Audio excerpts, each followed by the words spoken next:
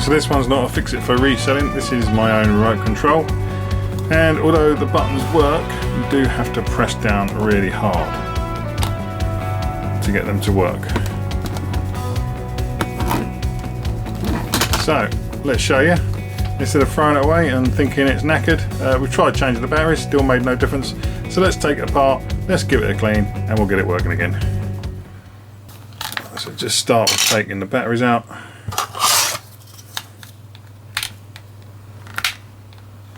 If we can.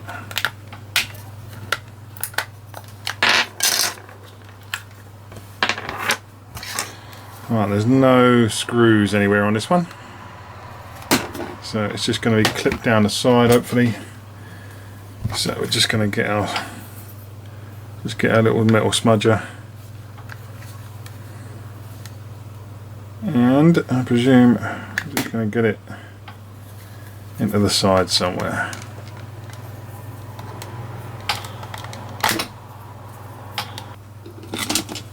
Right. Just try a little screwdriver first.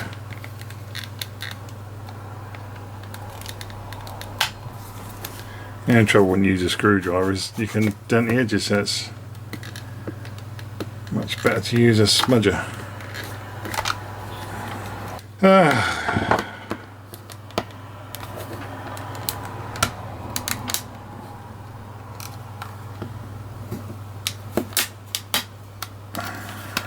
so there we go, we've got it under, it's starting to come now. So now hopefully we can just slide this along. Start popping it out.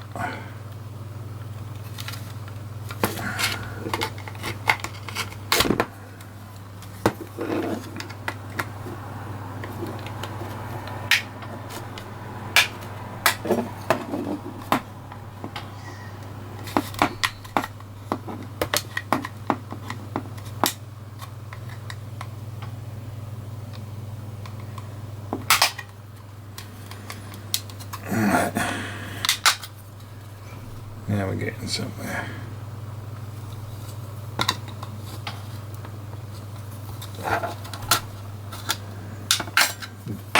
Doing this at an awkward angle, so I can try and show it on the camera. That's now off now. One up here still. And there we go. There it is. There's our battery contacts connected to the board. So there's all sorts of dust and crap in here. Board's actually looking a little bit dusty around there. Not sure whether it will show it.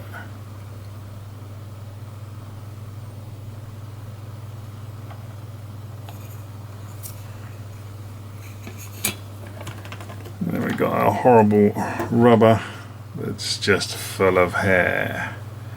Yuck. So we're just going to give everything a good old clean up. I've got a paintbrush here. It used to be about a couple of inches long, and then if you just cut it down, it makes the bristles a lot stiffer. And you can really get into places. That or an old toothbrush. So I'm just going to brush some of the main dust out first before we get to the stubborn stuff.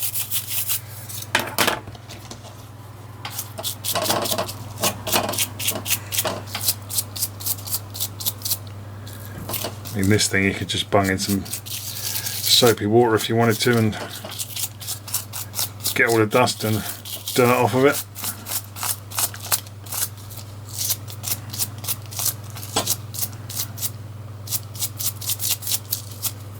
But you want to be careful, you're not going to be rubbing the numbers off.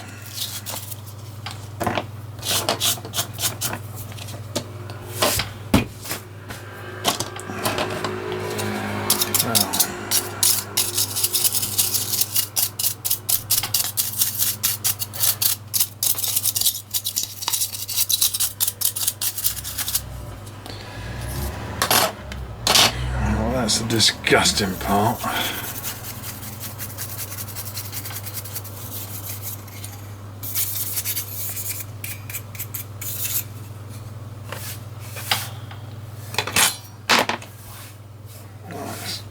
chuck some of this thick stuff in the bin.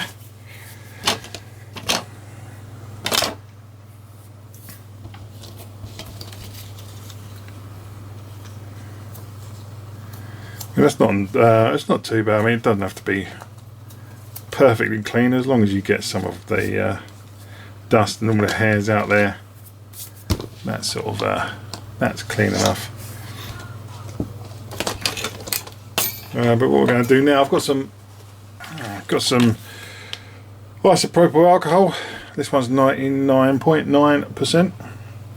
You get this big bottle for like £6 or £7. It's good for cleaning electrical contacts, which we're going to do with this one. I have decanted that stuff into a little lens cleaning bottle I had, just so I don't have to open the big bottle all the time. So just going to take some of this, take a cotton bud, get it on there. So you can either do it this way, just get the cotton bud on there, give it a good old wipe over. You can see how dirty that is looking already. Or the other thing you could do is with your gently with a brush or gently with a toothbrush, we can just squirt a bit of the IPA on there, and then we can just brush it around. Do this with a toothbrush, but make sure it's sort of a soft old toothbrush. You don't want to be scrubbing this too hard.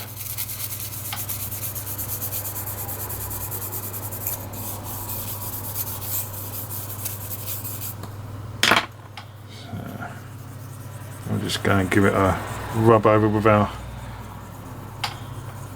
cotton bud as well. And you can see the alcohol is already drying out. That's a good thing about this. It all dries out pretty quick.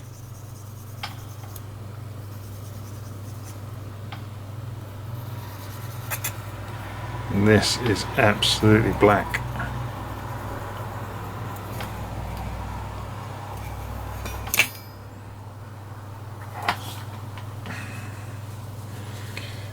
So what we're going to do now, we've scrubbed it up a bit, we'll just get a bit more on a cloth, a bit more alcohol on a cloth, and we're just going to rub over gently, not too hard.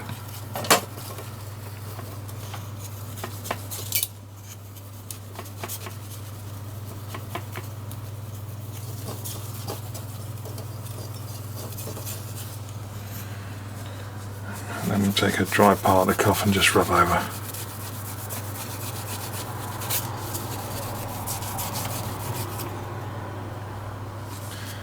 So that cloth's looking pretty clean now. I've wiped that over.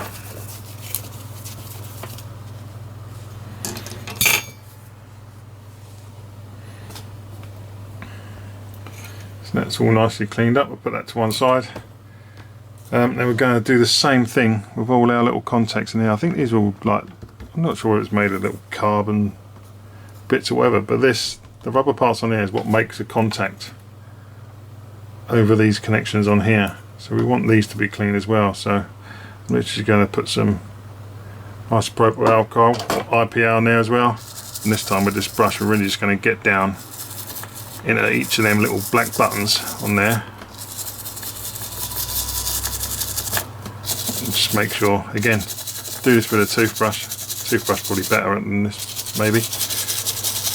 But this will do the job. Just going to get in there and make sure all of these are cleaned out.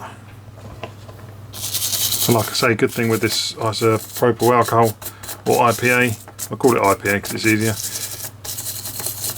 it evaporates in the air, so it's not like it's water and it stays on there. So it just dries out on its own, evaporates, and you haven't got to worry about it being perfectly dry because it'll evaporate pretty quickly.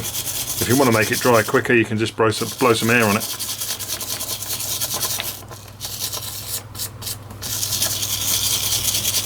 So just going around in circles over all of these.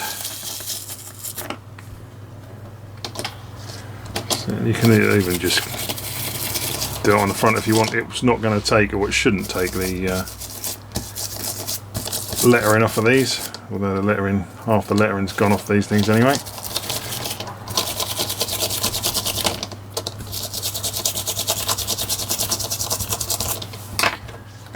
Right, so that's pretty much clean, and as you can see, that isopropyl alcohol IPA is pretty much dried in there. You can always dab any excess off, and then that will just be dry in seconds. And while we've got this in bits, we might as well clean all this up, all the dirty old fingerprints and everything that's been all over there.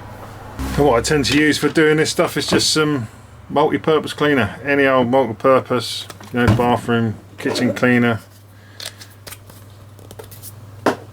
Just going to make it smell nice and clean it. So we're just going to take our cloth, just going to spray some multi-purpose cleaner on that.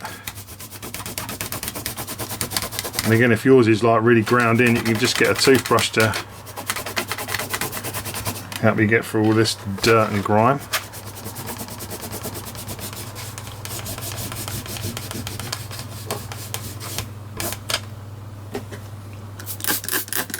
A bit more juice.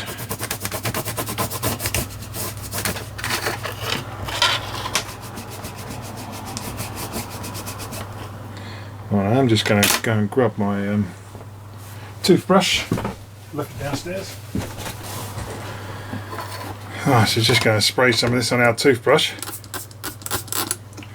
I'm just going to get down in all these holes.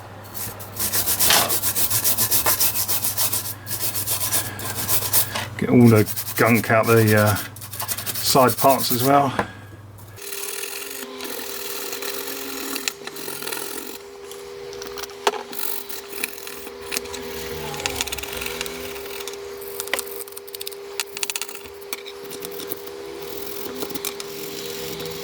Get those stubborn bits in the corners.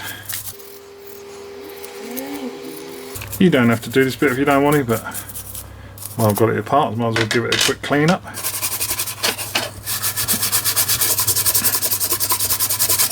Getting all these little grooves that are in there as well.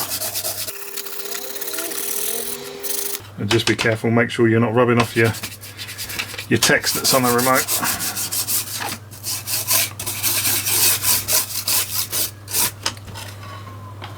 Right, I'll do the same again with this. Just the insides of this grubby old thing.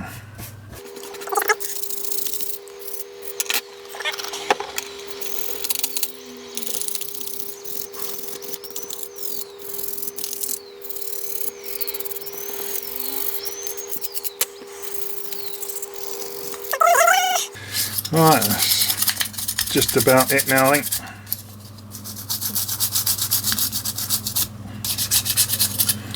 That's it, nice and clean, or a lot better than what it was.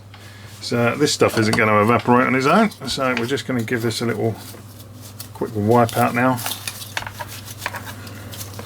Just get rid of the multi-purpose cleaner out of there.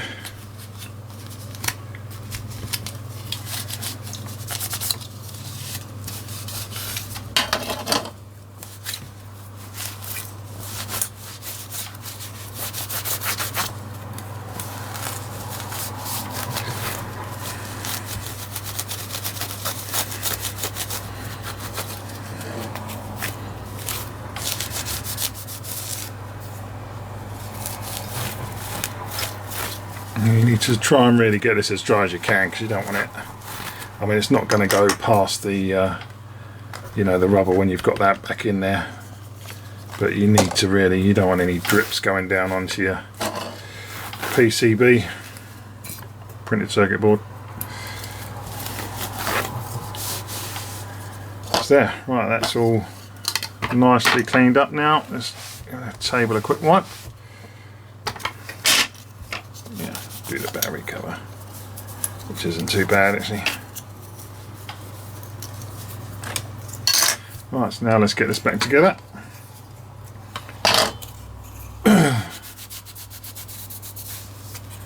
So we've got our battery circuit on here, so we need to make sure that this last ring on the spring and that ring of metal there goes through these little locating holes there.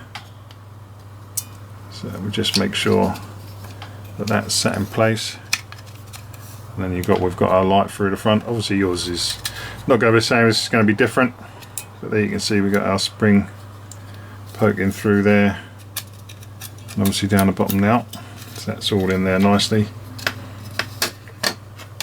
And then we're just going to put our buttons roughly into place. Now we can just slide this back over.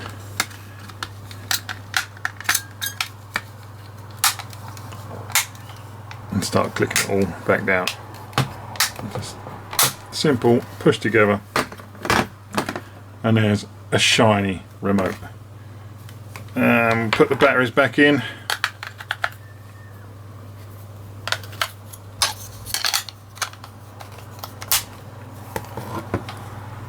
Don't think it shows up on this camera. Sometimes what you can do with a remote control is get my phone. Sometimes I'm not sure whether it's going to show on the phone and then on here, but sometimes you can take your remote control, shine it near the camera lens, and it's not going to do it.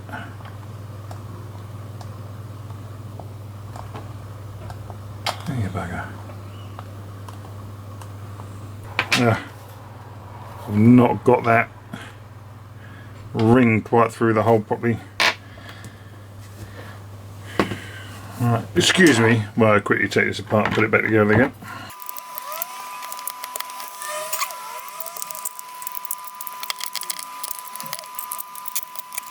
Right, let's try that again, shall we?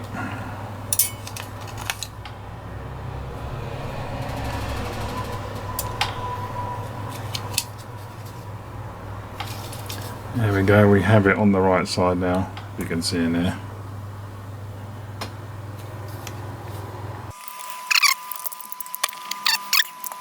Let's just see if it does the trick on this camera. Ah, there you go, yeah. If you point it into a camera, you can do the same. You can do the same with your phone. If you've got your phone, if you can point your remote near the screen or near your camera, you can see the light flashes, and those buttons are now flashing with the smallest press of the button, whereas before they did work but I had to press the button really hard. Let's check the volume. The volume was being a right pain before, but no, little single press of the button like that. I'll do it on here just to show you. So that's it. That's a quick clean up and fix of a remote. Now I don't have to press the buttons super hard to change the channel, turn the volume up and down. It's just a nice, normal, simple, easy press. So